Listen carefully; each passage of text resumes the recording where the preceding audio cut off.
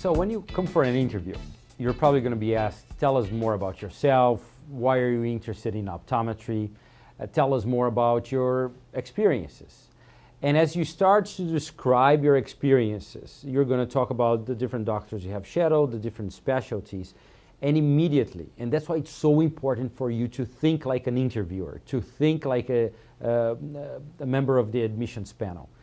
You're going to be describing your experiences, and immediately the interviewer is going to start subtracting the different specialties that you're mentioning from the total universe of optometric specialties.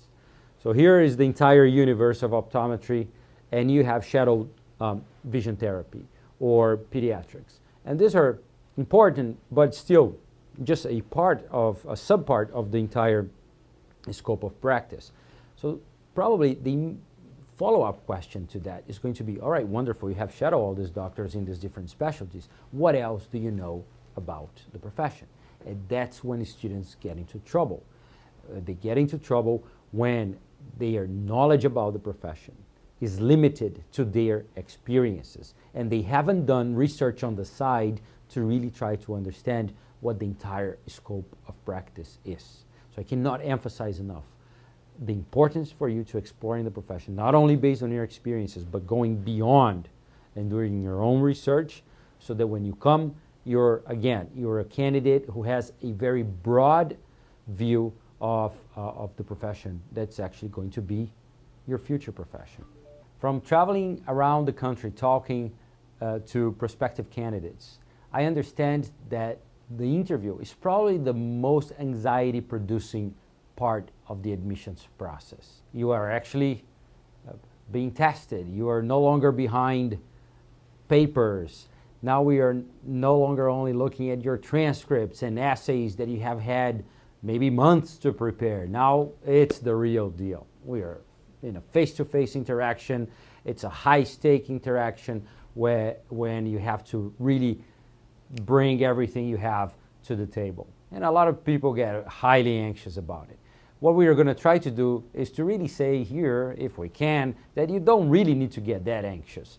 My philosophy has always been that if you have done your homework, if you have prepared really well, and if you have done what is expected of you, and you have met those standards that, as we talked before, is just part of the game, you're going to be just fine. What you're going to have is actually a conversation between adults, and you're going to be sharing the wonderful things you have done. But how can we prepare better for it? I mentioned before, doing your homework. What does that mean? Doing your homework, again, is getting good grades, doing well in a standardized test, having the experience that we expect from applicants, being engaged on an on-campus community or off-campus community, displaying your leadership qualities and skills. And it's also important that you learn how to talk about these things.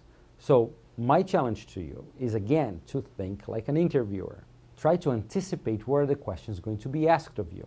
The first question that for sure is going to be asked of you is, why are you choosing this profession?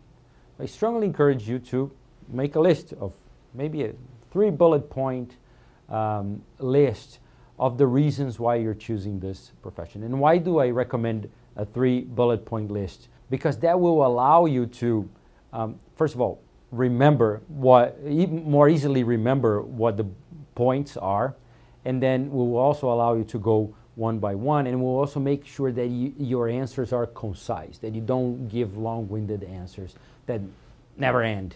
So we talked about the importance of you trying to anticipate some of the questions that are going to be asked of you. Again, why are you choosing this profession? What are your shadowing experiences? What else do you know about the profession? Then they're probably going to ask you questions about your leadership potential. What is it that you do for fun? One thing that I recommend that you do is, again, taking the perspective of the interviewer when you're addressing questions. What is it that they expect from you? What is it that they probably want to hear from you? What are they expecting from that particular question? How can you provide more information that will allow them to make inferences about your future behavior? So a good example is when you're asked, for example, how do you manage stress?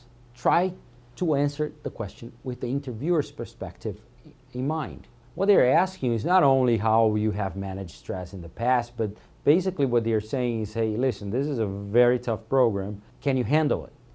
So the best way to answer this question is not by simply saying, oh, when I am stressed, I go for a run or I play the piano, but to give actual examples of times in your life when you had to endure a lot of stress and you were going through difficulties. And by using these strategies that you're going to share, you were able to successfully manage it. Also, think about questions that can be only asked of you because these are your experiences. So for example, if you didn't do well in a couple of classes, the committee members may ask you what happened, and you have to be able to explain it. And as a rule of thumb, I always tell my students, anytime you are asked tough questions, and again, it's not a walk in the park, it is an interview, and they want to make sure that you're going to do well in our program. So these tough questions may be asked, but never see this as an attack. Never see this as the committee members pointing out your weaknesses, but do see it as an opportunity for you to explain. You're here to explain, never to defend. So try to anticipate what are some potential questions that may be asked. If you took the OAT and you did really well in some areas, but you didn't do so well in other sections, expect to be asked, why do you think you struggle with, let's say, in physics, for example? Okay, and again, it's an opportunity for you to explain, because if you want it or not, they will come up with their conclusions behind closed doors. So this is your opportunity to drive the conversation. Also, other experiences you may have had that are unique to you. Once I was working with a student who did an internship in China, and so I was coaching her, so tell me more about your externship in China. And she was telling me how great it was, and she learned so much, and she realized that here in the United States, we are so lucky because we have so much access to healthcare, and they in this rural community that she visited, they didn't, and she stopped there. All right, we have to develop this a little further. This is not very reflective. It's kind of shallow. We have to go a little deeper on it. So I started asking more probing questions, and then she started telling me that one big issue that she observed there was the fact that the patients were going home and now they had internet access, maybe at an internet cafe or even at home, and they were searching the diseases that they had, the issues that they had, and they were actually now having access to all these different types of treatments or knowledge about these different types of treatments, and they were going back to their doctors and they were challenging their doctors with that new information that they had. And of course, that was creating a lot of friction between patients and doctors. Now she had my attention. I was listening to her. There was something interesting, something different, something that only she could have shared with me and nobody else. So in any experience that you have, it's about being reflective and really going deeper in the meaning of that experience to you and in what you have learned from it. So my recommendation to you is that you anticipate every question that's going to be asked of you, write them down on a piece of paper, and try to, in a bullet point format, think of 2 to 3 points in how to answer that particular question. And again, there are stock questions out there that you can find on the internet. And there are also those questions that are very unique due to your own experiences. And you want to make sure you cover them all. This is an exercise that can also help you not only with the interview, anticipating questions for the interview, but also when you are drafting your essay.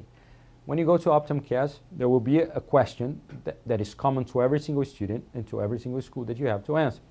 What inspires you to become an optometrist? What are your future goals? So here is an outline of what this essay is about. I recommend that you break down each topic, and for each topic you start brainstorming what are possible answers that you would have for each of these particular sections.